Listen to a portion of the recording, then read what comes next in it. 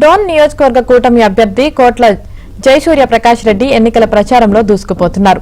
సూర్యప్రకాష్ రెడ్డికి అడుగడుగునా ఘన స్వాగతం పలుకుతున్నారు. ఆర్థిక మంత్రి బుగ్గన రాజేంద్రనాథ్ రెడ్డి ఓటమి భయంతో మతితప్పి మాట్లాడుతున్నారని సూర్యప్రకాష్ రెడ్డి విమర్శించారు. తాను గెలిస్తే డోన్ను కర్నూలు జిల్లాలో కలుపుతానని ప్రజలకు హామీ ఇచ్చారు.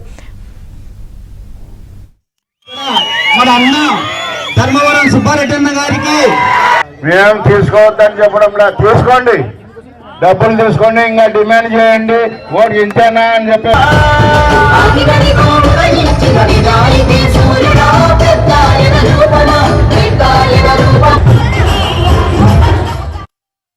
కష్టాలు పాల్పంచుకుంటాం. మీ ఉద్యోగులు, మీ పిల్లల ఉద్యోగాలు ఇస్తాం. అందుకోసమే రాయలసీమలో చాలా పేదవాళ్ళు ఉన్నారు. అది కూడా ఉద్యోగాలు ఏమంటే మంత్రిగా ఉన్నప్పుడు కర్నూలు రైల్వే ఫెడ్ కట్టించాం. ఇంతవరకు జాతి గతి లేదు.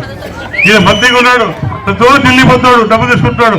కానీ మీ మీ సెల్ టౌన్ కానీ రైల్వే ఫెడ్ గురించి మాట్లాడే పాపం పోలేదు.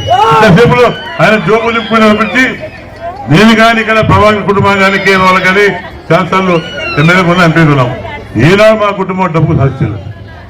ఈరోజు మహానుభావుడైన 5 ఏళ్ళకి పాండ్యం సిమెంట్ ఫ్యాక్టరీ కొట్టాల్సిందే మీకు తరఫున అడుగుతున్నాను.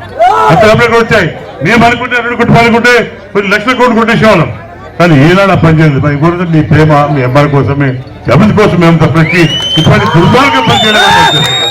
కాబట్టి సోదరులారా, సోదరులారా, ఇది వాస్తవంగానే అడుగుతున్నాను.